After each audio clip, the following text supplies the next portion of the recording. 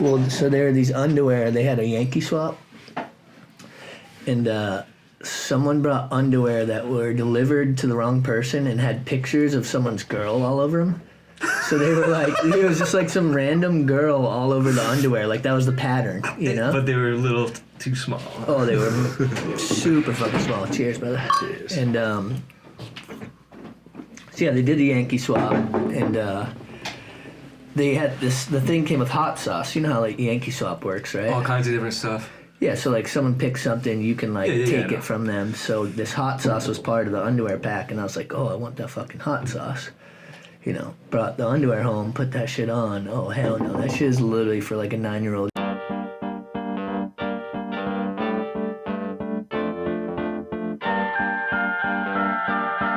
evening and welcome.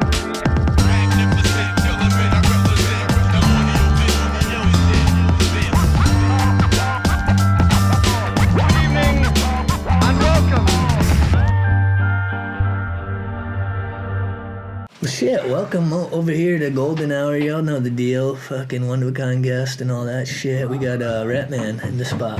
My dude. Here we go. Rhettman, welcome. Here I am. Here I am. Yo, Rhettman, you're the fucking man. You're the first person to ever hook me up with, like, anything skate-related. You and Iceman. It's good to hear. Especially because the skate shop was just a little side project. It wasn't anything that was ever really meant to be too major. Yeah, but Flex was like, so for y'all at home, Rhettman was, so why don't you break down kind of like Flex? Well, Flex was something that me and the great Iceman started because we wanted records for ourselves that we couldn't get, frankly. So, that mainly being the Jamaican imports. So, Iceman had talked about starting a shop, and I was currently working at a mail order house, 7th generation. And I basically flashed the idea to him. I was like, yo, I've noticed the quickest way to get something like this going is with an 800 number. Let's do it. Let's set up an 800 number, put our ads in the reggae magazines, and I guarantee you people will at least call and see what's going on. You mean to sell it? Yeah. Okay. Yeah, mail order, you know? Yeah. So we put the 800 number in, and the rest was history as far as that. So this is before you had a brick and mortar? It was about a year until, and then we had been looking for a cool spot, and the spot that turned out to be the coolest one became available. Yeah, above RJ's there, yeah. Now, so what year did Flex start? The store opened in 94, and the aforementioned mail order stuff started a year before. So. Damn, aforementioned, bro. It's like 3 on a Sunday. You're dropping them big words. All right, I'll take it back down to X-Rat original style. My G. So yeah, obviously, like when I started coming around, Flex was like around 97, you know? I loved it, man. You guys were awesome. Yeah, we'd be fucking doing dirt over in City Hall and come through. And so you sold like Think and Maple skateboards and like some t-shirts. But yeah, like you said, that was just like a little corner, kind of like here. And then the actual jam was you sold a shitload of dancehall and reggae records. Yeah, as far as that mentioning Think and Maple, it's because we had to go direct. Because B-Side already had the contracts with like a lot of these companies. Yeah. You're not allowed to sell within a certain mile radius. So we were going after the smaller companies. So you're hitting the street corner directly? Well, a lot those companies like to do direct business too, as opposed to just doing what the one-stops are, the distributors. So like Alien Workshop was all into it, and Deluxe was the distribution for Think as well as... Okay, because Street Corner later bought it, but yeah.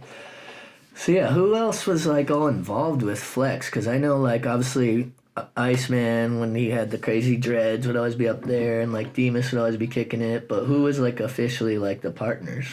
Just myself and Iceman. Okay. Yeah. But the DJ team is what ended up getting all the attention. Yeah. And I was one of the DJs too. Yeah. But as you said, Demas, the man, John Demas, John Demas. And then Chris Pattison, DJ Patty, who is, to this day, that's the one kid I ever met that could DJ any kind of music very well. Yeah. Whereas most of those other guys, and myself too, were specialized with what we did.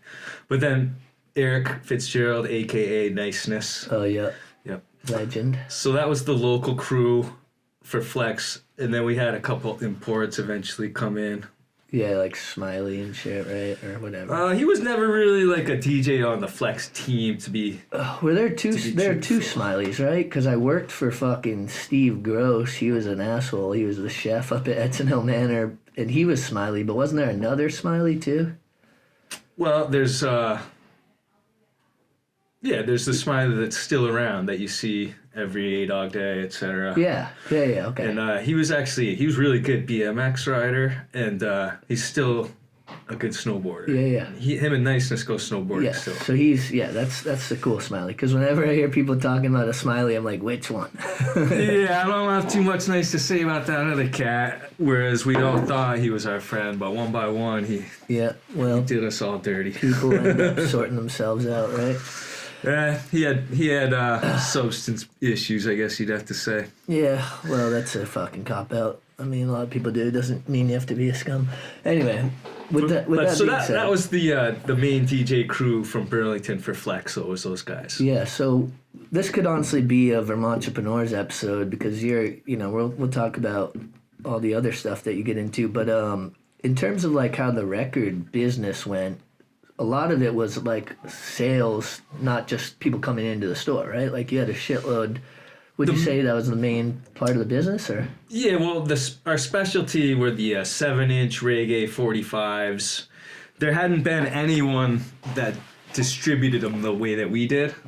Most stores that sold them, what they would do is get a batch and try to sell out everything, and then try to get the new releases the next week and just forget about the old stuff unless it was a big hit. But Iceman and myself were like, man, we need to respect these titles more, inventory them, stock up on ones that we know we can still sell for years, basically. Okay.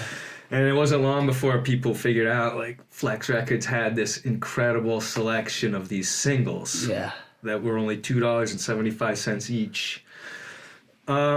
Our competition out of New York was doing the same stuff on 12-inch that you had to pay $5-6 a whack for. So right off the bat, we were helping people out. But you had no competition locally at the time, right? You guys were the only ones selling regular. No, we didn't. I always like to tell people that there were times when Pure Pop didn't have one piece of vinyl left. You know what I mean? And it was funny when vinyl came back, Pure Pop was like, vinyl's back and Pure Pop's got it. We were all just like, dude, what are you talking about? Yeah, but they didn't have the gems. They didn't have the shit you had. Maybe for like some No. They would have stuff. As you know, we had just as big of a hip hop section. Yeah. So they would have some of the hip hop records we had, but they couldn't hold a candle to what we did. Basically. Yeah. So what's the process like when you're trying to like get the records though? Like who are you reaching out to at that time? Because this is obviously before internet. All those records came right from Jamaica. Iceman was the. So Iceman would get on the phone and deal with the Jamaicans. He was better at that. Hell yeah. Definitely. He had the dreads too. So. Well, they never really see you. Yeah. Like you said, this is back before all that. So you're just a voice on the phone. We would get faxes. Okay. Then you write the numbers by the title and fax it back. So were you waiting till people placed the order, or was it you were stocking up on the inventory and then selling it, right? It wasn't kind of like a... Yeah, the new releases would come out every week from Jamaica. Sometimes you'd get a sheet with 20. Sometimes you'd get 2 big sheets with 100 new releases. Then that'd be great, Yo. And then, of course, the most fun about it, now that you got me talking about that part of it, is when we would get these boxes from FedEx, and Demas and Patty and Niceness would leave whatever they were doing and come down.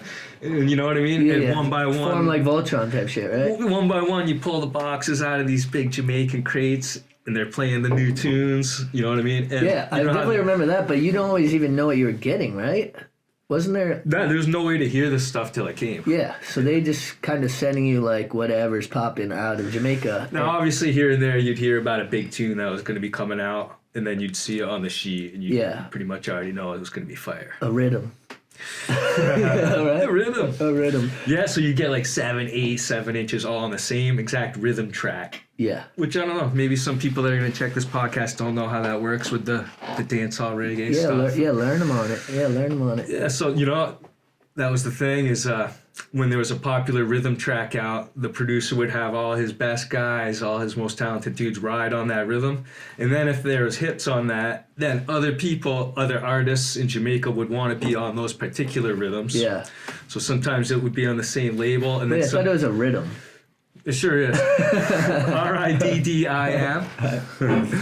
And then, another producer would make his version of the same rhythm. So you could mix those in too. Yeah. So it's like almost as if like fucking Dr. Dre made a beat and then like a bunch of MCs made a song over that beat, which doesn't happen really in hip hop. You get remixes, but in reggae, that's a thing. A rhythm comes out and then a bunch of people release their own version, right, on that rhythm.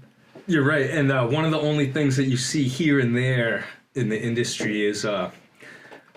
like, for example, Mariah Carey and Old Dirty Bastard, when they had their hit on the Tom Tom Club's rhythm. Yeah. So, like, 5 years ago, or maybe 2-3 years ago, a female had a big pop hit on that same rhythm. Yeah, I can't remember who it is, but I know exactly the song you're talking about. And when I heard that, I was sitting at Reuben James one day, and I heard one of the waitresses play that a couple years ago, and I was like, oh, this is what it's all about now. They're rhythm up now, rhythm up. So, like... So do you feel like that's kind of fucking weird, though? Because it's like, who are these new school heads just, like, jumping on it? I guess if you're dope, that's cool. But, like, isn't it also kind of like, you better come correct if you're jumping on, like, some of that... It's like, I couldn't imagine, like, recording and releasing, like, a song over, like, KRS-One, whatever. MCs act like they don't know. Like, and it's like, oh, here's the fucking Trav Card song over that. Like, sure, I guess if I'm absolutely torching it and I got the props, but, like, isn't that kind of Buster? I don't know how to look at it that way since it was just inherently part of the whole Jamaican scene. I actually think KRS-One would have been into something like that and being...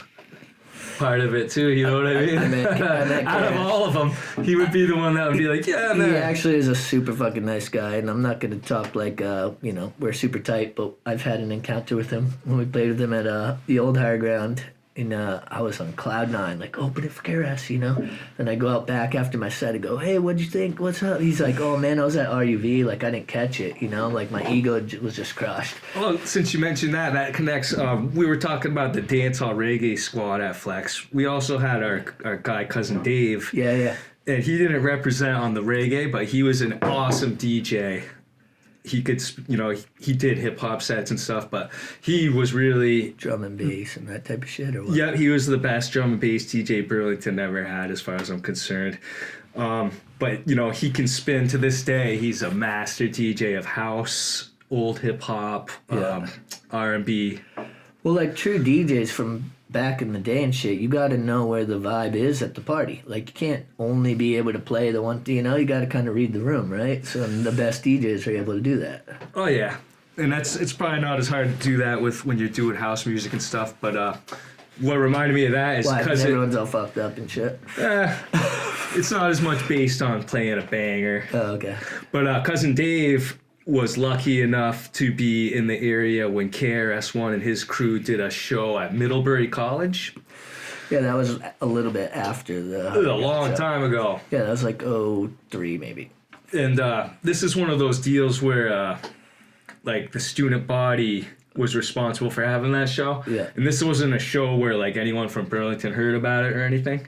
And Cousin Dave and his crew got to lamp and talk with KRS-One and so he met like so Scott LaRock was still alive then and was at that gig. Yeah. And not to keep fucking talking about me, but this is my show, so you gotta listen if you... so, like, when I met KRS, I was like, hey, what's up, man? I'm Travis. He goes, yeah, I'm Chris. I go, yeah, I know. Yeah, totally.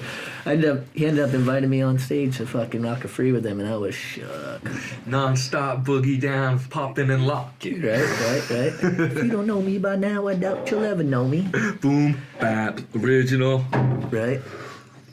Yo, shout out motherfucking KRS-One. You know what I'm saying?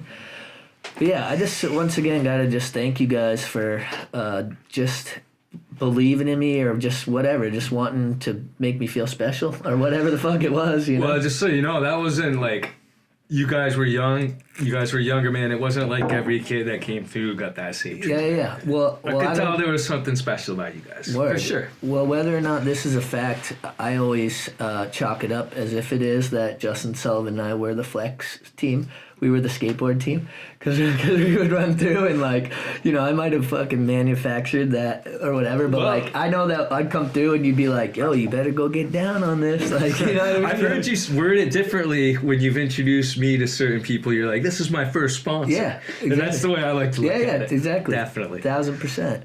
Because I remember I'd like buy a board here and there and then like, you know, every couple boards you'd be like, oh, just go grab one. Or if I fucking broke my board or cops took, because remember, cops would take our boards all the time and I'd come in there whining and you'd be like, yo, I got you, chill, go skate. Yeah, that was tight. Love it. And but I actually have fond memories of when you're talking about like the boxes and you guys all just like hype standing around, just like pulling one out and whoever happened to be on the table. Because there was actually 2 sets at least of tables, right? Up on that thing right there? Nah, there was just the one set. But I will tell you this is... when we were doing the techno stuff and the house stuff, the same thing would happen with a different crew. So like Cousin Dave and his cousin Justin B, JB, awesome DJ. Again, he was never an actual flex DJ, and he could have been if he had ever asked. Yeah, he was squad though. He's an incredible disc jockey right there, Justin Boyce. Him and his cousin Dave, are 2 of the best you could ever listen to. Yeah, and I feel like, you know, I kind of came in sort of in the middle of when like that era, right, was popping there. Funny though, I never had that happen once with no hip hop box. It wasn't the same, you know. Like the vibe, you mean? Yeah, there was never anyone like, "When's the box of hip hop records coming?" That was just the reggae. That's because they weren't rhythms. They were beats. True, the house and techno dudes would order off the sheets. So they'd be partially waiting for their special orders too. So, okay, yeah. And obviously you guys are making a couple bucks. I was a pretty mean junglist DJ myself. Yeah. But it was Cousin Dave that got me into it, so when I spun jungle, I was the son of David. That says it. To Cousin Dave. Hell yeah. So let's just go back a sec. However much you feel like divulging, but like where did you come up? Like at what point were you in Burley? Like... Well... Being from Colchester, there's not a lot to do out there. You can ask Jay Raypine, you can ask anyone. The first thing you do is start coming into Burlington. You bike in, you know what I mean? And then once the first one of your buddies gets a license, you're driving in after school basically every day. Yeah. So I will tell you that coming into Burlington for me, that started on bicycle when I was like really young, like 12, 13. But then by the time it was 15, it was hitting the record stores. And then by the time we had the first cars, it was throwing all the skateboards in the trunk and coming in and hitting the record stores. Yeah. And then by 16, 17, it was the skateboards, the record stores, and maybe try to find a little herb. Yeah. But so since you asked, that's how it starts. And I'm sure it's still like that to this day because I don't think there's any much more going on out in Colchester than there was, except for the lake. There's one skate park now, but it's fucking hot. It's like right in the beating sun, so there's like no shade or anything, but I mean, it's whatever. Yeah, I shouldn't have spoke so quick about that. Although the only times I've been out to that park a couple times, it was like dudes on razors and stuff, you know? Yeah. Little scooter kids. You know, whatever makes you happy. I'm sure there's a couple rippers out there, though. On razors? No, skaters. Oh, yeah.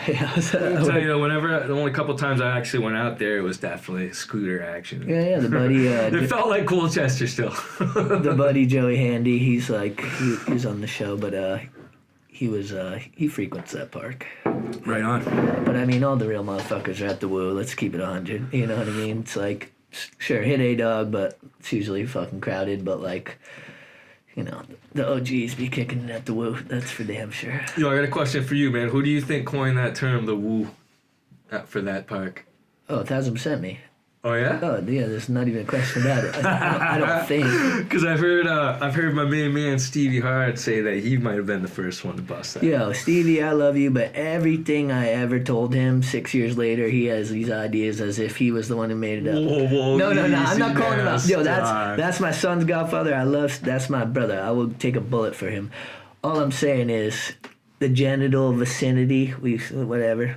That was me, brother. Don't front. But here's the other thing. It's like sometimes maybe two people came up with something, separate from each other, or like, who knows? Maybe you thought of it, but then someone else said it, but you made it up to you type shit. Of course, man. You know? Yo, it's funny you say that because I'm about to launch this thing. I'm going to do this thing I'm not even on TikTok, but I'm going to go on there to share all my hacks because I got a bunch of hacks. Yeah, like if you're at a girl's house, you shit in like flush before you wipe because then you're not going to clog it. Okay, so mine are going to be more like clean stuff that the whole family can deal with. What do you mean? Everybody poops. Stuff that has to do with like how you keep your soap on the dish and stuff. But I got a bunch of hacks that are coming. And that's what I was going to say is I have to check each one and make sure someone didn't already bust it out.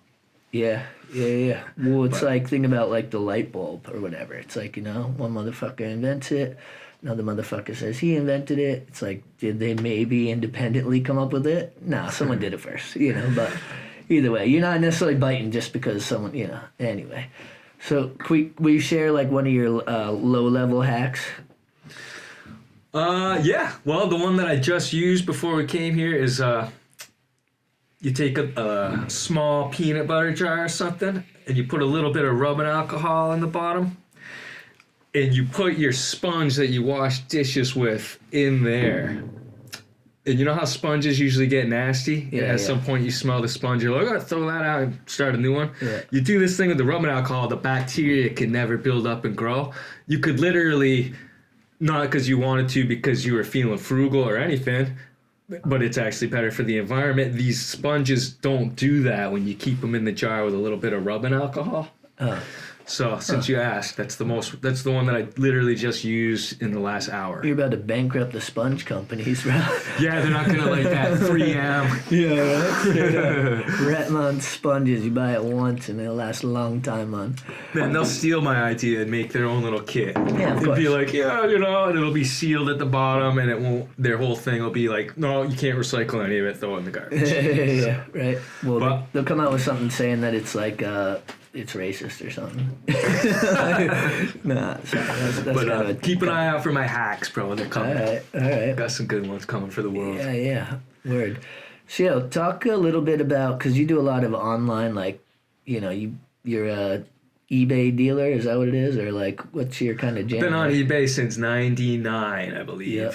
So, what's your process? You just surfing, looking for gems? You know what people are out for, or what? Well, to be honest with you, that was mostly based on thrifting. Okay. Which is so popular now. But I was pretty much one of the only ones really doing that in the early times of eBay for myself. So, like, while there were other people buying stuff at the thrift stores, I don't think a lot of them had the eBay thing going. Yeah, they weren't flipping it. Well, I feel like you told me one time, you're like, I buy shit that I'd be happy to keep, right? Like, a lot of the stuff you buy, you're like, sure, I'd flip it, but, like, you buy cool shit. Like, you think it's cool, right? Am I missing that or what? I could see how I would have said that back in the day. I could be completely making this shit up. Too. No, you're right. I could totally see how I would have said that, especially if that had to do with, say, stuff like clothing maybe or something back in the day, but it's a whole different ballgame now. It's so few and far between the stuff that you can find to flip that you pretty much got to take what you can get. Yeah. You know? So what are the hot tickets these days? Well, areas of expertise for myself are still media, so CD, cassette, vinyl. Yeah. But all the collectibles that I dealt with, from action figures from the past right to the present. But sports cards is a thing that I do a lot of lately. I get so bummed. I had all these sports cards and I've been camping on them forever. And I'm like, yo, this shit is worth cheddar. And I bring it into fucking homie in Winooski. I'm like, damn, like, how much will you give me? He's like, bro, that's worth like 75 cents. You could save it. I'm like, what? It's 30 years old, though. He's like, nobody wants that shit. It's card for card, man. You gotta get the fucking gems, huh? Card for card. I guess you didn't have any good old Michael Jordans in there. Well, no, I didn't. My brother probably fucking gambled them away from me. Yeah. So you have siblings, or are you only child, or what? Yeah, I got my older brother right in town here. So. Okay. Yeah. But he doesn't come around too much, right? No, he leads a different lifestyle. He's actually he's a big shot at VIP, if you're familiar with that company. That's a corporation in Colchester that they are contracted by breweries and distilleries to install computerized monitoring equipment for distillation. Oh, all right. Yeah. Damn. So he has a team, and they fly all over the country and even other countries for a week at a time, and they implement the computer software and hardware. And No doubt. So yeah, let's talk a little bit about Demas. Shout out Demas. Yeah. Shout out Demas, man. He's the most colorful character I've ever met in my life. And I've known him since he was in 8th grade. Yeah, I was gonna say y'all were always two peas in a pod. That was for damn. Now, I do have like 4.5 years on him, so I never it was never at the same school as him. Jay Demas, his older brother, was in my class of 1991. So he's someone that I could relate to more day to day. But basically how it goes is Chris Pattison befriended Demas, and those two were like Laurel and Hardy. So I got to know Demas really well from that, and the connection lasted. It bridged from Colchester to Burlington. And some of the greatest moments of my life were watching Demas learn how to spin reggae. Yeah. Well, with me and Patty standing with our arms folded, checking it out, and just watching that kid escalate and just become the best, you know? Yeah. I can't tell you how many times I've heard Jamaicans see that kid spin and be like, man, wickedest selector ever. Yeah, I feel like there's like this crazy presence for like reggae and dancehall DJs here. At least there was in the 90s, and yeah, I kind of feel like a lot of people kind of moved on, families and whatnot, but like they did, and I thought it was pretty much Big Dog will always be holding it down. Yeah. And I would mention there's a couple other guys too, like Jason. Yeah, but those guys weren't here the whole time. Yeah. Whereas like Big Dog and CeeLo started from right in the area. Yeah, we got Big Dog coming on in a little bit here, but Big Dog's a wicked selector. Yeah. But Demas has something that no one else has, frankly. And he's a performer. Oh yeah, exactly. He knows how to light up a crowd. Yeah. Like he'll literally just hold the record as he grabs the plant there and just starts whatever, and then somehow it stays on beat. Yeah, he's a fucking maniac. Oh, I could tell 100 stories. The kid was just a genius. Like they'd be spinning at Reuben James, and a huge fight would break out, and he would have the wherewithal to dig in real quick and pull out Bob Marley, One Love. You know what I mean? Yeah. And then the guys feel like fools trying to fight with the with like, One Love playing. Then Demas grab the mic and be like, "This isn't Warrington, it's Burlington." Just such a genius. So like RJ's was like, maybe it's just because we're getting older, but I feel like back then it was like a different vibe, right? It was like not as like college jockey. I will say you got to give all that props to Iceman, because he was the one that would go down and set these things up and be like, yo, you guys want to have a cool reggae night at RJ's, Jay? Yeah. And he'd talk to Jay Atkinson, the manager, bartender Matt, and he'd be like, yo, I know you guys might be skeptical, just give us 3 weeks and we will turn this thing into the hottest thing in town. Yeah, it definitely was. And it happened, Yeah. And they did that for like 10 more. Yeah. I think it was 12 straight years or something. Oh boy, the things I seen down there. Yeah. They didn't used to enforce capacity back then. That place would be full of the hottest gal, and every dude in town that knew anything about dancehall reggae would be in there just some of the loudest, wildest stuff I've ever seen in a club right down there at RJ's for that whole stretch. And when I moved to Red Square, I kind of took a back seat from that, you know what I mean? Because RJ's was my home, where I also used to DJ a little bit. Yeah. You remember Tim Diaz? Tim White? Yeah. That was Demas's hip hop partner. Yeah, because those guys would go back and they would. Those guys were a team. Diaz could spin some reggae too, but he didn't have the Arsenal collection the way that Demas and the boys did. So what's up with And I just wanted to say Niceness was an awesome DJ, but he didn't do the microphone work. Yeah. And the same with Chris Pattison. Awesome DJ, and he refused. Fitzy would touch up the mic, but Patty was like, I will never say a word into that microphone. And that, when you're spinning reggae, that makes a huge difference because the selector has to be able to use the mic too. Yeah, well, that's honestly... And that's basically, that's what separated Demas. Yeah, is. I was just going to say that's something. Demas was the whole package like that, or is, you know. And we had guys come through that went to UVM or maybe moved up from New York, like Gabe Tesoriero.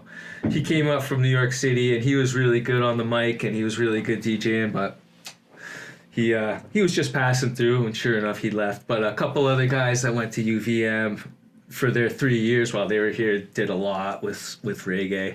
But I also want to big up the Chancellor, which is Amlan. Oh, yeah. Yeah, he is a wicked DJ that can touch up the mic too. I forgot about And him. Again, he was never on our actual team, but he could have been if he had wanted to through that whole stretch. All that rhythm talk. You know what I mean? It's good to hear from you. Means you know what's up. Let's just leave this here for now. Oh, salud. So yeah, we don't have to get too much about the big dog, his story, because he's going to be on the show, but obviously you guys are fucking tight too, so like, talk a little bit about him just like carrying on the fucking tradition, because he's kind of like one of the only heads that's like really doing reggae around here these days, right? Like, I would definitely say that he's the last man standing and the best man standing. But I will say this, though. I went to a holiday party at Manhattan Pizza over Christmas time. And Gold Chang, I'm not sure. he was killing it. He did a killer dance hall set with Ben B. You know these guys, right? I'm not sure. I'm so out of touch with it. I don't even think those guys are using those names right now Wait. to DJ, but... Is Chang the homie whose family owns the bistro? He's the tailor. He does all kinds of stitching and stuff as well. I don't know. Well, we're gonna have to nail that down a little bit better. let me- But let Gold me- Chang is what I knew him as when he was DJing all kinds of like disco and house and stuff. But man, those guys blew my mind. They put on a sick dance hall set. So At Manhattan. that's what I gotta say about that. Is there is a couple dudes in town that know how to crush it big time. All right. So that's good, man. That's all I wanted to see. I was so into it. It was so great to see. It's funny because Big Dog spun that gig too before them, but he did a classic R&B and hip hop set, which was also incredible. But he didn't know those guys were doing a dance hall set either, so we were all just like, whoa. Yeah, so obviously you remember like L Burners when that was up there and everything. Yeah, I thought we were gonna go in that direction when you were bringing up Big Dog. Yeah, so but CeeLo and Big Dog were a partnership. Yeah. And but that didn't quite overlap with Flex, did it? oh yeah, it did. It did? Because those guys For a little bit? Oh yeah, those guys bought. Because it was the Cause, Flex. CeeLo was also a very good reggae DJ. Yeah. But most of his gigs were based on hip hop. Okay, I guess But that kid could spin reggae too. I guess now I am remembering, because you had like the Cause, Flex, and L Burners for a little while. We're all up there at the same time. That's right. That was a lot of fun. Yeah. Yeah, just go up the hall there, and Yeah. who knows what you might get into. Yeah. Yeah. As long as the best of the days were when Josh Cause was in a good mood. Because there were some days when that dude would just be like not having us. Yeah, but like if you know Cause, you're like, yeah, he's just having the day. I want to say L Burners was started by Benny Lawrence, Benny L. Yeah. And that was really important. Him and his older brother, Matty Lawrence, mayor of the skate park. Yeah, Maddie's coming on. Matlock Skates. Now that dude, those are the two most important, that's the most important set of two brothers that Burlington ever had in my experience. Damn, that's a heavy Matty thing. L was a huge influence on the entire skateboarding and DJing community. Well, Matty L's still skating. He's still down Oh, there I know. almost That's every what day. I'm saying. I judged a contest with him fucking 2 weeks ago. That's at basically Talent. what I'm getting at. Is, this kid has been in the mix for a long time. Yeah, And yeah. like me and my buddies like Devil Dan Custer, from Colchester, and Patty actually lived in Burlington and had met Maddie. He lived next door to the Lawrences before he came out to Colchester. Okay. So Patty, Devil Dan, and myself, we were influenced by Matty Lawrence to a massive degree in every way. The way he skated, the way he DJ'd, the way that he knew about punk rock music, and then everything that came out of his mouth. He's hilarious. Oh, so much flavor. He's fucking hilarious. Yeah. He's a humble dude. Yeah, that's and what I was if he just sees me saying this right here, he's gonna be like, "Shut up, man." Well, that's what I was just about to say too. It's like it's like a once in a generation or whatever. You know what I'm trying to say? Like people who are just got that swag, but like don't flex like they got it. They just got it. You know what I mean? Yep, and it was completely effortless, I will say. Yeah. Now, to add the other flip side of that, I never thought I would be hanging out with Matty L's little brother. Because, this is the kind of dude where he was just a young kid when we would be over at Matty's, and Matty would be like, "Get out of here, go do something else." Yeah. But he was still cool with them, but, he was like, hanging out with my older brother friends. shit, that's what happens. So, but, what happens? Benny turns into this awesome dude, sick hip-hop DJ, starts L Burners. Artist, yeah. Starts L Burners, so he's got the hip-hop shop in there. And like you said, that was some golden times up there with those 3 stores. And a little speakeasy bar. I'm gonna have to. I don't know the last time you came to check my collection, but one thing I've never got rid of are my records. Like I have kept all my records I've been collecting since '93. Nice. I've never ever got rid of. Actually, any that I've gotten rid of, I've gifted if someone was like, "Oh damn," because I love people know how special that shit is to me. So I'll be like, I'm gonna break you off, and only the real motherfuckers, right? But anyway, it's funny though because in a way, if it's your homie that has that record, it's pretty much still in your realm. Well, come on, exactly. But so you must have still ones with the Flex record sticker on. Yeah, 1,000%. I mean, a lot of them don't have the sleeves anymore because when I used to sell weed, I'd run out of baggies and I'd put the fucking. So Big Dog, he'll once in a while I'll get a text of a Flex record sticker. They had the date on them, so he'll text me when he has one out that's today's date. So if today's February 3rd, he might text me one that says 2/3/1998 on it. And then he doesn't say anything because I already know what it means. Yeah, you know what I mean? I love it. I still have all that L Burner shit I bought, all Flex shit, all that. Yeah. And then you were talking about me digging around for stuff for eBay. It was one of those things where I would be looking through records at Recycled North and find one with the Flex tag on it. You know what I mean? I actually found a copy of one of my skate videos there one time, and I was half hyped and half offended.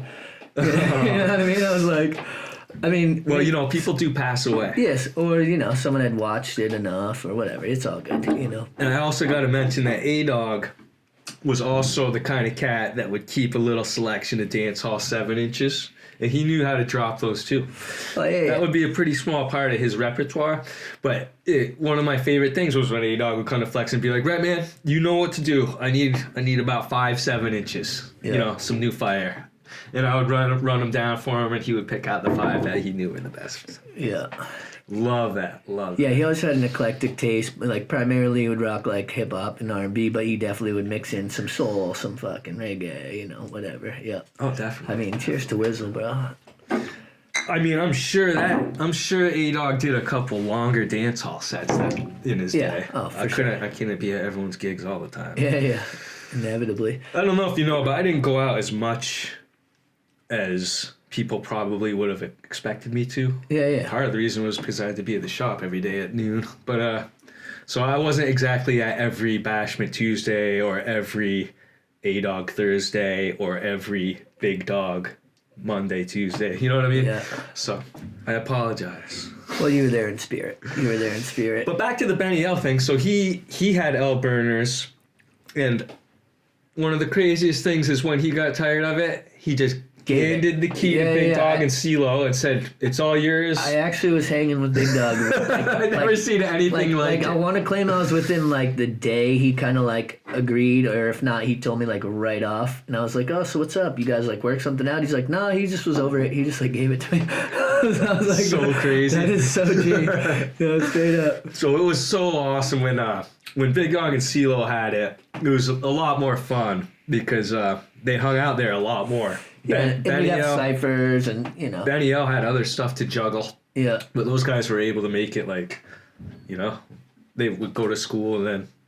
I used to middle people on like records there and shit. Like people would come in, like some of them didn't have a price on it, and I knew how much they were. So, Nice. so it would be like 10, 11 bucks. I'd be like, yeah, 15. Look at Big Dog. I'm like, I got 4 credit. Straight up. I know you remember that. That's funny because, Benny L too would have me sometimes be like, you want to watch the shop for a couple hours? You know, so I'd sell a couple records for him in there. Yeah. So, yeah, let's talk a little bit because you've worked with Ollie over the years, Oliver. Fucking Alibaba's, right? And, like, you know, that's... Shout out, motherfucking Oliver, you know what I mean? Nice. And, yeah, just talk a little bit about... Because did you ever travel, or were you always the home base guy for the working with him? Well, I'll be honest with you, it's not really a part of my life I've really ever romanticized very much. All right, it's fair kind enough. of just a kitchen job. All right, if you want to talk about what a great dude he is. Well, that's more so what I'm saying, just because, like, it's all connected, right? Because you got, like, Alibaba's right there, RJ's, Flex was right upstairs. All right, I'll just give you a couple quick stories. Yeah. So, like, he opened Alibaba's about 6 months before Flex.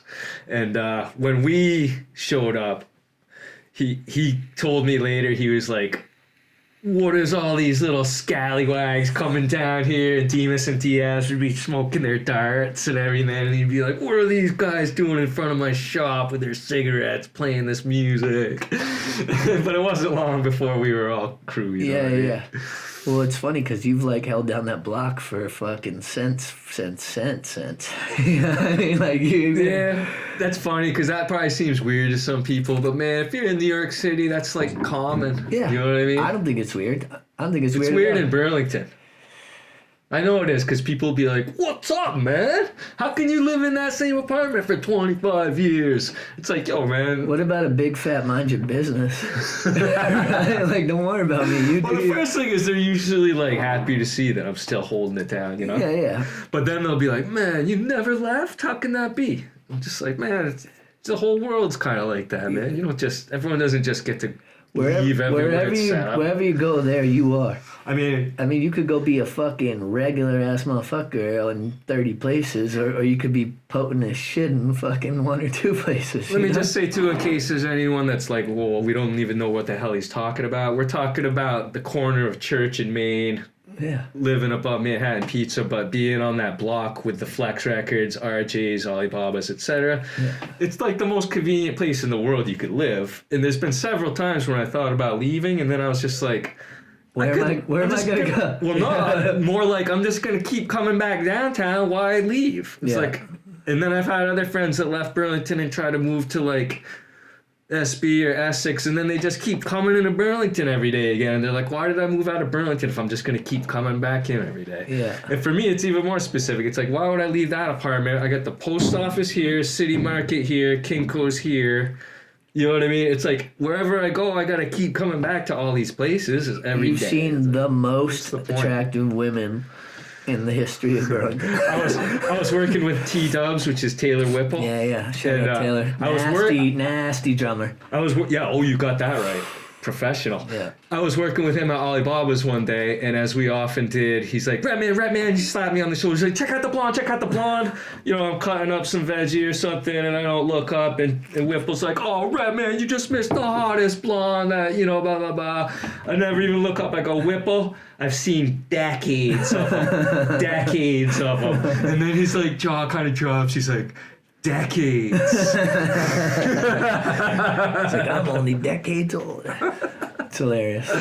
It'd been even funnier if you just like didn't look up. You're like, oh, Stacy, or whatever. You know, you just already knew. But yeah, Me and Whipple got along right from the start because he rolled into Alibaba's with dreadlocks all dirtied up from working on the Alibaba's road crew. And I had gotten wind from our other friend Sam Millett, great dude right there, that Whipple had just done this amazing thing where he worked like 48 straight hours for Oliver at a festival or some shit. Yeah. So I heard about that. I never met the kid. And then he comes rolling into Alibaba's and he's like, hey, I'm Taylor. I'm like, oh, you're Taylor, huh? Uncle Rhettman. I was like, I heard about what you did last weekend. I go, legendary, bro. Legendary. And so, like, that was one of his things, because that was the exact moment we met. And so sometimes me and him would be sitting around having a beer, maybe a smoke, and he would just look up and go, Rhettman, legendary. Yeah, I fuck with Taylor hard. Yeah, Good kid. Yeah, that's the homie. You know how you get in that little New Hampshire faction sometimes? Yeah, Rolling over? That's what him and Sam are. New Hampshire cats. Technically, I'm kind of that. Like, I mean, I've been here fucking for ages, but initially, like, I spent 8 of my first 10 years in Nashua, New Hampshire, you know? Nashua, New Hampshire? No kidding. You ever heard of Bishop Girton High School? Of course. I went to Celtics camp. I went to Boston Celtics basketball camp at Bishop Girton. No kidding, because my father used to bring me and my older brother to baseball card conventions at Bishop Girton High School. Oh, yeah. Oh, yeah, it was a Catholic high school. It's pretty cool. If you didn't go to Nashua High, you went to Bishop Girton. Anytime I meet someone from Nashua, I drop that, and they're always just like, oh, you know what's up. Yeah. So, like, that includes... I'll go to the baseball card store in the University Mall, and the owner, Jim, casually mentions one day that he's a New Hampshire known dude. And I asked him, like, oh, Bishop Girton High School, I used to go to the card shows. He's like, oh, yeah? He's like, well, I was at all those card shows, so I must have seen you there as a little kid running around. And I'd be like, yeah, you remember those hot dogs that snapped? You know what I mean? And I will say, like, I was so young to, like, not realize it, but Nashua's a shithole. Like, I mean, there's some nice parts, but, like, it's kind of grimy.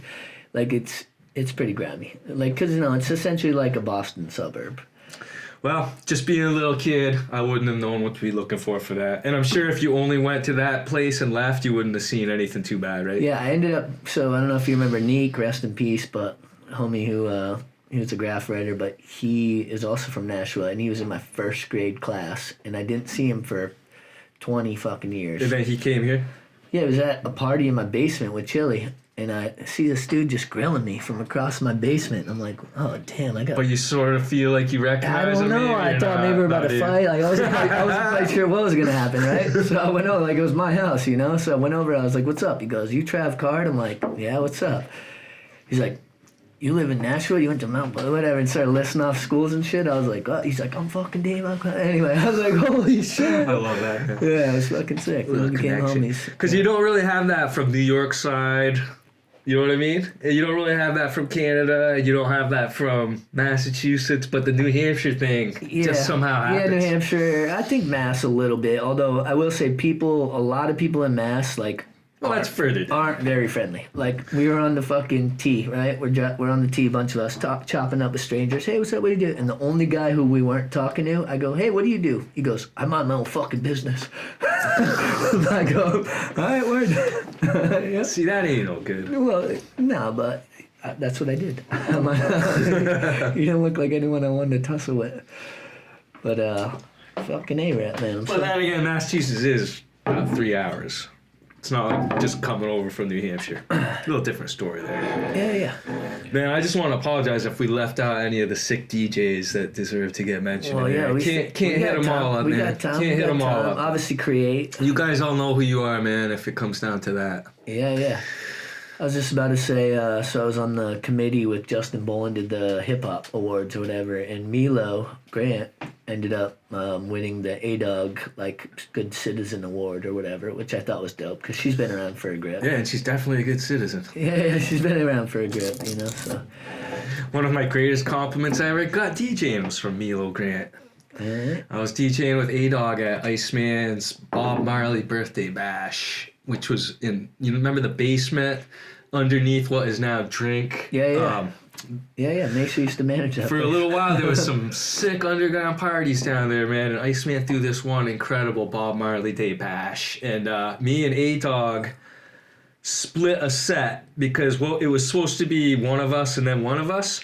But since we were homies, we were like, yo, man, you want to do some 1-for-1, 3-for-3s? That's that. And it was one of the smoothest nights for both of us. But I was spinning R&B that night. This is when the 90s R&B was big. Yeah. And most of them have little parts from Raekwon in it and stuff. And I was spinning that stuff, and Milo was right there in front. And Iceman said that she went up to him later and said, I had no idea your business partner, the Extract Kid, was so smooth on the wheels.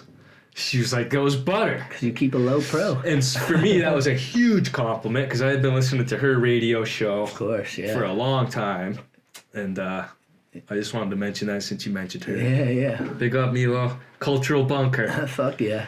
Speaking of ice, I remember like old needs, like, you know, they had the one pool table and the Duff Hour, there'd just be the longest line to play pool and it'd just be Iceman just fucking mopping everybody. You Wow. know? It's like show up, put your dollar in, you're gonna get mopped, but you know, and then years later like started getting a little better and you know, every once in a while I could get him on one, but he always had the illest steez when he played pool. Like, never hit it too hard, always just chilling. He was like Jesus walking around the pool table. So you know, Iceman is a carpenter. Yeah. That must have something to do with it. You know what I mean? Of course, yeah.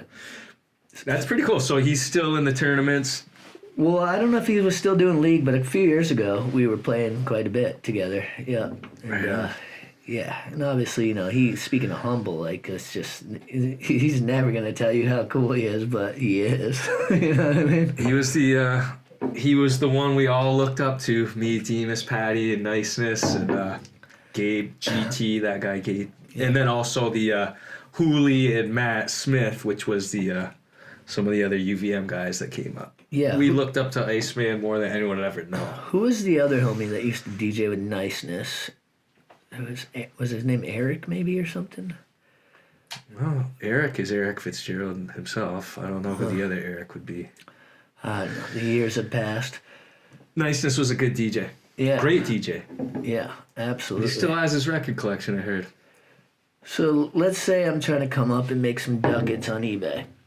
And I'm like, Uncle Rhettman, yo, I got a couple stacks. What am I buying? How am I flipping? What am I doing? I mean, I guess you maybe don't want to share it too much for people because you got to stay in business, but what's like a little hint you could kind of push? Well, you basically just got to know how to look stuff up and make sure that it's viable so you don't end up buying any inventory that you're going to go to sell and there's already going to be 100 of them. So you're doing a lot of research on like current... It doesn't take long because, like I said, you're basically looking at something and considering whether or not to make a move with it. You could pretty much these days just quickly look it up on your phone. Yeah. Are you ever seeing people seeking out shit and then you go and find it to flip it to them, that type of thing? Let's see here. I mean, someone posts like, yo, I really need this, da-da-da. And you're like, ooh, I might have a, you know. Nah, the only thing I can even think of that would be close to that is Craigslist wanted ads. Right. Because everyone can kind of seek it out. That's kind of what I'm curious about. Like, why can't people just grab it up themselves? Because you just snatch it first type shit or what? Well, I will say it's a pretty small segment of the population that is interested in spending time doing that kind of thing. Yeah. That's why so often you'll find people being like, hey, do you want to sell some of this stuff for me, Rhettman? And I'll be like, do you know how easy it is to start an eBay account and sell this stuff yourself? And the person will be like, man, you know I have a wife and kid and work 40 hours a week. It's like the last thing in the world I want to do is try to become an And you got it seller. dialed in, so. And you know, it's hard because it seems easy after you've been doing it for a long time, but it isn't something that someone else wants to put too much thought and effort into if they're not already versed in it. Yeah. And you know, that's pretty much goes for the same as like there's people that like to eat but don't want to learn to be a cook. There's people that love football but don't want to go out on the gridiron and break a leg, et cetera, et cetera, et cetera. Kind of like why I became a filmer. Nah, I could still skate maybe. I did a kickflip the other day. Well, we all knew you as a skater before you were the filmer. That's true. But, you know, someone had to fucking document this shit, you know? So, yeah, what are you thinking? We're going to throw some flex reunion throwback jams or something here coming up? What can we do here? Boy, I don't know. It's all pretty spread out now. Yeah. You got Demas over in, where is he, Japan or something? Well, Demas was doing his thing in China for a while. China. Sorry, I didn't mean anything offensive by that. Boy, Demas, man, he did some wicked gigs in Japan. He told me all about. Oh, envy, such envy. I've never been to Japan. Oh, go out there. I'm half Japanese. Yeah, go out and there. I've never been. You need to go see him. Boy, if Demas I was ever... and Uncle Rhettman do Japan. Yo, straight up. Tell me that is not a hit fucking television Demas, show right there. He did gigs in Jamaica, and the Jamaicans loved him. He's sound clashed in Jamaica. You know what a sound clash is all about. Yeah, where you're He's clashed in battling with Jamaica. records and like, so that's actually one thing I wanted to kind of talk about. So when you're doing the sound clash or whatever, so people get shout outs from artists, right? Like, they'd be like, big up Uncle Rhettman. You might have like Anthony B give you a dub plate or something, right? Okay, well, there's drops where you just put the recorder in front of the guy and he's like, yo, listen to Big Dog on WRUV and check him out, you know. This is Cape every 10 Thursday months. night at Neckties, if you know what I'll do. See? Yeah. That's a drop. A dub plate is when you actually shell out some cash and the dude does a specialized track over the record that you ask him to do it on. And give you shouts and shit. Records it. Yeah. Basically talks about you through the whole thing. And then gets that recording to you, and then you use it and DJ with it. Yeah. So a professional Jamaican sound system will often play nothing but these dub plates, which are the specialized recordings. So, like, as far as I know, Joss Son has the largest collection of dub plates in Vermont in the history of anyone up here that mad ever... motherfuckers shouting him out. Flex Records had one dub plate made. Who was it? There's this reggae legend called John Wayne, and his big hit was "Call the Police for Me." So somewhere out there's our dub plate, and he says it's "Call the Flex Tone for Me." So we had one. Alright. Demas has a bunch of dub plates, and Demas would. Oh, the stories about that. I would only want to tell the stories that involve John Demas, because you could talk about any Jamaican sound system. But Demas went down and was clashing in Jamaica. And he went down there and was going to clash this buddy of his, Chip, DJ Chip. And Demas was lamping down there, knowing that this clash was coming up a couple days. And some understudy, little underling type dude comes up to John Demas and is like, yo, that DJ Chip, man, he just got a bunch of dub plate made against you, man, and right in the dub plate them talk about you and how you're going down and Chip gonna kill Demas tonight. And Demas was like, what?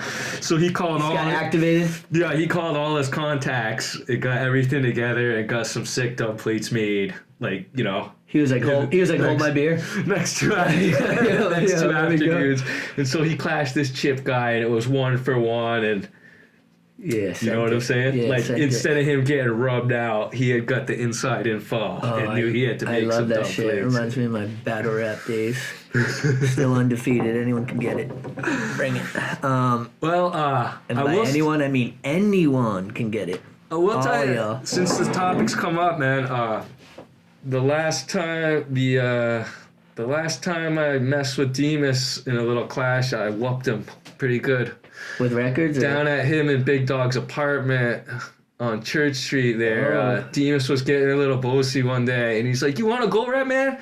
And I said, all right, Demas, I'll clash you right now, right here in front of Big Dog. In the commune right there? And I said, all I got for records is your sale pile. And there's this box of crap records in the corner, Yo, right? this is a flex, pun intended. Straight up. So, like, I whopped him with his discard pile that day. He knew it, and he admitted it right there. Damn. And Big Dog was there, but he didn't catch how important it was. A couple years ago, I was like, yo, Big Dog, you remember that I crushed Demas in a sound clash with you sitting there?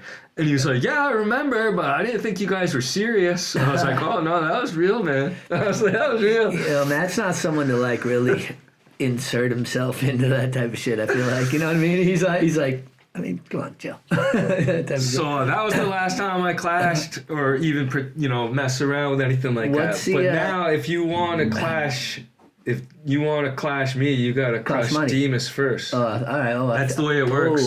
There's levels to this shit. Yeah, right? if someone comes to me and says, "I'll clash you, old Rhettman," Yeah. I'm like, "Okay, first you gotta Check go the beat Demas." Check the little homie. So you ain't gonna get through Demas, Check the bro. little homie. They ain't gonna get through Demas. That's fucking hilarious. One day I was at the Woo, right? And I've been skating with Burrows, sitting down, drinking like a cider, probably smoking a cig at the time, whatever. And these little shits show up, and he goes, "Oh, you just came here to like smoke and drink?" I go, "What'd you say, you little shit?" Like, huh? He goes, "What, do you want to play skate?" Oh, he doesn't know. Now this kid's probably, like, he's a better skater than me, but it's like little brother shit. Like, there's no way in hell I'm losing to this kid, you know what I mean? So he's like, "Okay, rock, paper, scissors." I go, "I'm going first." Just fucking mopped him 5 in a row, front heel, fucking double flip, whatever. Just mopped him. I sat down. I didn't even want to have another cigarette. I lit it. I go, "Yeah, keep practicing, you little shit." You know what I mean? Like, fuck out of here. Nice. Yo, and that's what I think has changed. If I'm gonna say one major thing, like, I would have never in a million years came up to like you or Wizzle or, you know what I mean, the OGs, with anything but the utmost respect. You know what I mean? Like, I wouldn't have even thought, like, sure, we might poke at each other a little bit, but I would have never came out of pocket like that, the way these little shits do these days. Yeah, well, I mean, there must be some element to it where it was the beer and the cigarette that he was really talking at, not you, you know? Well, he could save it. I own that place. Fuck out of here. You know what I mean? Well, you showed him what's up, man. I absolutely did. And you know what? I actually kind of like the little motherfucker, but... I've seen you kill 100 people at skate. Yeah, and, you know... I've seen you and Keenan go at it hard. I mean, that's my boy, but that's child's play. Come on, fuck out of here. So, yo, what's the nastiest sound clash you personally ever witnessed? Because you obviously saw fucking a bunch through the years, but, like, Well, what comes to mind? the most obvious answer is there was a rift in our own team at one point where Niceness and Demas had a professional disagreement. So what happened was I remember this. Demas apparently was getting a little bit too controlling. At a certain time when Niceness would put a record on, Demas would be like, "No, man, pull that off. No one wants to hear that." And that, you know, you can only take that so many times. Yeah, it's you know? kind of fun. But anyway. So Niceness, in the middle of a bashment gig at RJ's, he grabbed the microphone and said, "Due to professional reasons, I hereby resign from this gig, and I quit, and I'm leaving right now." Yeah, and then it was like a whole thing. So everything went quiet, and Fitzy kind of grabbed his 2 bags and started walking. And you remember what I was saying earlier about Demas always seemed to know what to do and when to do it? Yeah. He just grabbed that goddamn mic and he goes, "Bashment people, are we gonna let Niceness ruin our fun tonight at Bashment Tuesday in Burlington, Vermont?" And everyone had been completely quiet and meek, but it only took 6 seconds for everyone to just rise. And they're like, "No!" That's so classic. So, like, as Niceness was exiting the door, the just next stopped, record turned. came on, and everyone was just jumping up and down. And I would even say that as much as I was friends with both of those guys at the time, what Demas did at that moment got to me too, and I was one of the people just jumping up. Blah, blah, blah, blah, blah, blah, blah, blah. So, like, I wasn't gonna mention that earlier. It was on my mind when I was talking about some of Demas's. But did it start being a thing where it was like such and such verse? I felt like there was... Let me finish. Okay. So that turned into a rift between those guys, and one of the other guys challenged the other to a sound clash. And Iceman was totally into it, and so was everyone, Yeah. myself included. Yeah, rising tide lifts all boats. Let's So go. I went to Gordon's stamp engraving, and I was going to buy a trophy in Jamaica for the big sound clashes, and also in the Caribbean where they have soca clashes. You get a big trophy if you win. So I went to Gordon's, and I was trying to pick out a trophy, and all they got is like little ballerina or little like dude on a horse, you know what I mean? And obviously dudes with baseball bats and footballs. And I'm looking, and Finally, on the end, I see one of this dude with a bowler hat and a briefcase. And I'm like, well, who would get that trophy? And he goes, oh, that's a sales trophy for, like, if you're the best salesman. And I was like, okay. So give me that one on a nice big orange base. And I want the engraving to say, you know, Sound Clash champion presented by X-Rat Flex Records. So the clash took place at the first higher ground in Winooski. Yes, okay. All right. Now it's all coming back to me. Everyone went. Yeah. Now Demas had a little bit bigger faction, but one thing that Niceness had at that clash was the whole Burton Snowboards extended posse, many of whom, you know, didn't really live in Burlington and know exactly what was going on with, like, say, Demas or whatever, but they knew Niceness. So he had a little contingent of some rowdies there. So it wasn't like he got mopped up by Demas, but Demas did win that clash, and he was presented that trophy. So if you want to talk about that, that would probably have to be the one that, because they were good friends.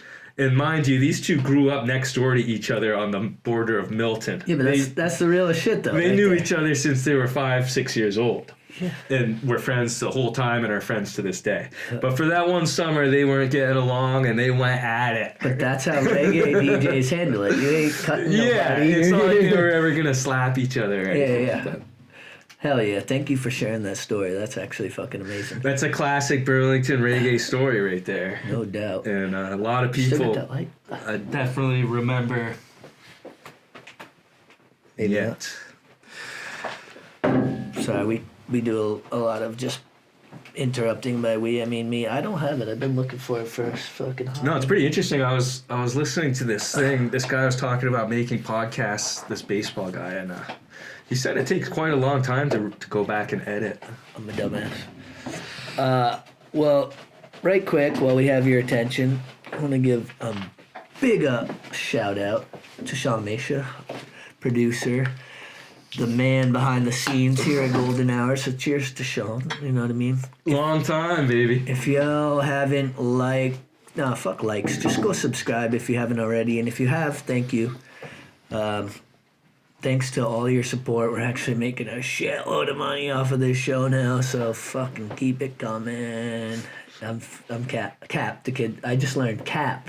I'm lying is what that means. Cap. You know that? I would, without having been as much involved in it myself, I know that the hip hop scene and community, especially among the real heads, wouldn't even be close to what it is if Shaun hadn't been part of it this whole time. Oh, hell yeah. Mischief and Sender, bro. And I also want to big up Shape along those lines, too. Keith Paul. That's my G right there. Source unknown. Absolutely. It's like cats that really know the purity of it, you know what I mean, and never tainted it out. Yeah, well, people don't realize that Shape taught A-Dog a lot about DJing, like straight up coming up. And I was blessed to be in his presence, although he could be tough to work with, but it was tough love. It was tough love. Since you mentioned that, you know that A-Dog's, the first 1200s that A-Dog ever spun on was DJ Patty's at me and Patty's apartment, which we actually lived above RJ's in those days.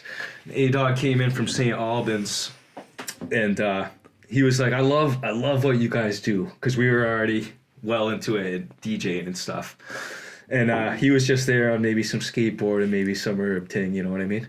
But he was like, I want to try and everything. And we were like, step on up, man. And so the first time homie ever got on a pair of professional 1200s was right in front of me, Patty, and Demas, and whoever was hanging out on that day, you know what I mean? Y'all paying attention or what? And then A-Dog, so I used to, for a very short period of time, I used to touch the mic up, dancehall style a little bit. I remember. Wicked and Manic, riding out of place, just a chat. And Iceman had this band called Queen City All Stars that was a dancehall reggae band, and they played at Toast every week. Yep. And one of those gigs, Iceman's brother Stovey, Stefan Heiss, forced me to get up and grab the mic. And I didn't even want to, but I did it. And I got off a couple good little licks, a couple good verses. Yeah, let's hear another one. And that was that, right? But I didn't think anything of it, you know what I mean? And a couple people clapped me on the back and thing. But A-Dog, the next time I seen him skating, he was like, yo, X-Rat, he's like, I love what you did on the microphone at Queen City All Stars at Toast a couple weeks ago, and I was like, "Oh, you saw that?" And he's like, I loved it. He's like, that was sick. Yeah. And you know what I mean? Dude, how crazy was Toast? It was like, there will never be a place like Toast again. Toast was awesome, but man, the poor guys never made a penny at that gig. Well, part of the reason is because you could be like 15 and bring a backpack with like a handle and like be like smoking cigs at the booth and like drinking your own booze and like fucking. I guess it was just a tough business to really make money at. I just don't think they like really drove a tough ship at all. Like I will say this though, if you didn't know that, you wouldn't have ever thought that, because Dennis and Justin Wigman's, that place was a great club. All kinds of awesome some gigs. of the most ridiculous shows I ever saw there, like Living Legends in the High Row for like fucking $9 or something, like MOP and How about Mixmaster Mike. Artifacts Organized and a third too. Artifacts Organized. God, who the fuck was that? It's something good, something big. I want to say De La, but it wasn't. No, it wasn't but like that. It was a triple pack of right on that same level. Yeah. Organized, Artifacts, and Speaking of Artifacts, rest in peace, Tame One. Yeah, he just passed away. Yeah, Toast was a special place. So was Tame One still doing his thing like Sensei, or not as much? I'm not sure as much. Well, the Sensei was all So I know, over the like, place. we had Conflict and Nasty on the show a little bit back after they just released their album. And El Sensei is on a track with Conflict on the album, and he was up here and shot a music video, and had Capes doing the graph in the back and all that. So yeah, nice. Yeah. But I'm not exactly sure, what his whole deal was at the time. But I know. So you were definitely at that Artifact show. Oh, 1,000%. Oh, man. 1,000%. And they were throwing out those posters that when you rolled them out, it was the subway train. I don't remember that. I wanted one so bad and didn't get one.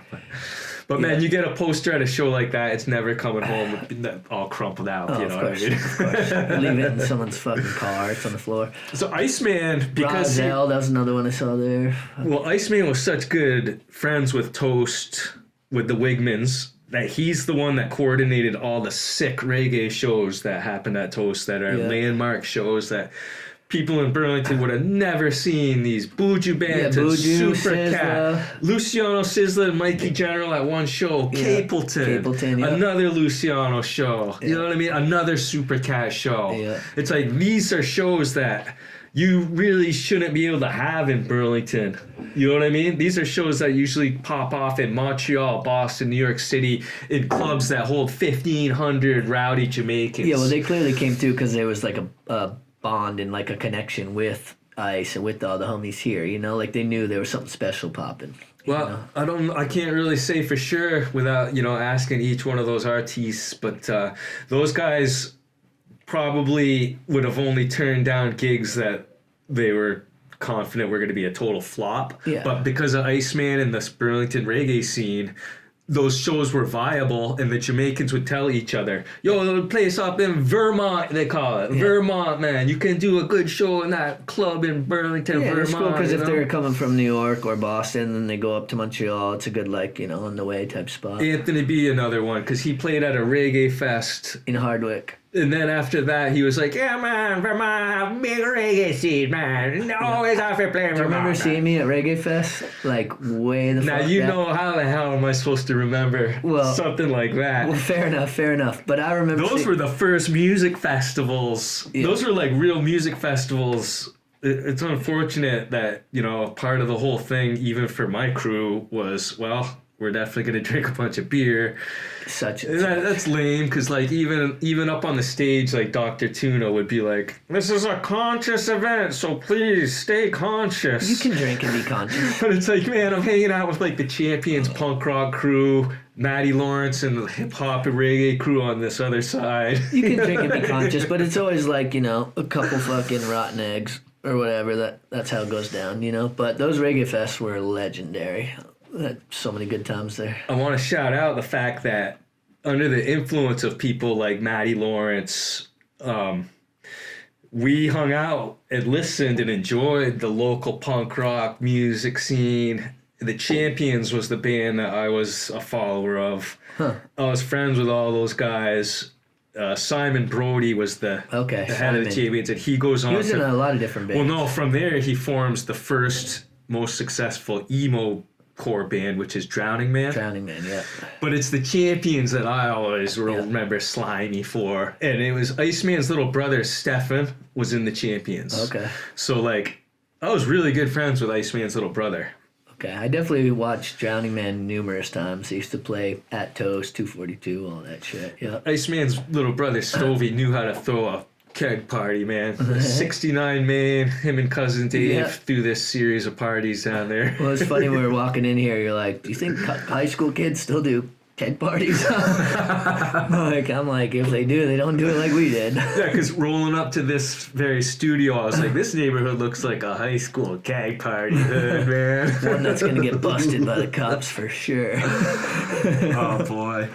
Yeah. Oh, such good times, man. Well, shit, I'm so happy that you came through, Iceman. You're a motherfucking, Rhettman, fucking A. No, Iceman's here, too. Iceman, Yeah, Iceman, Rhettman, all y'all, fuck. We don't have to edit that out because, I'm just a human. But honestly, been trying to make this happen for a sec, and I'm so hyped that you came through. Oh, man.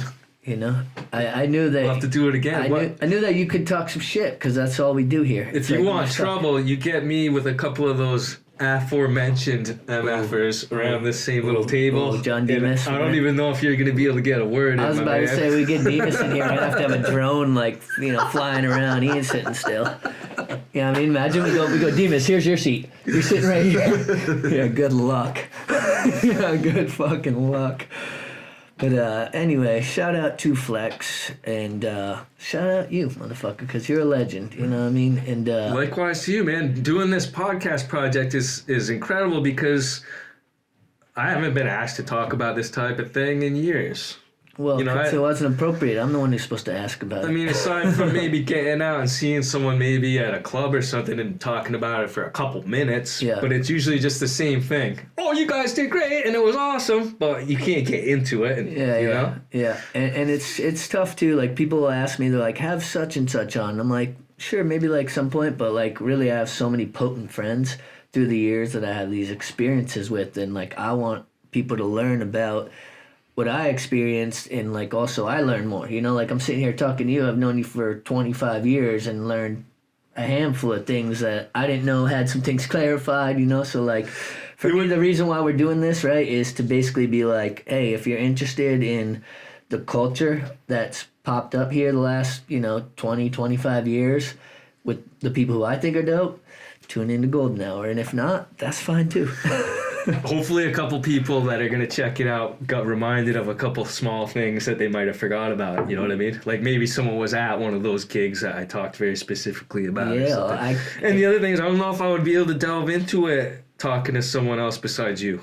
Yeah. You know what I mean? If I had only known you for a couple years, first of all, you wouldn't have the plethora of knowledge going back.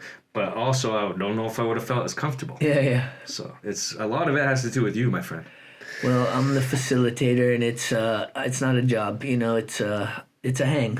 You come hang with us, and we're bringing people on the show, podcast, whatever fucking corny term you want to use, to just chop it up, And some people, this isn't your cup of tea, and probably none of y'all, because you would have already clicked off, but thank you all who are still here with us. No way, man. This is some archival business, man. Yeah, I'm saying. I could get hit by a bus tomorrow. You know what I mean? But 10 years from now, you guys are still going to have some footage. So maybe a couple of them stories could live on.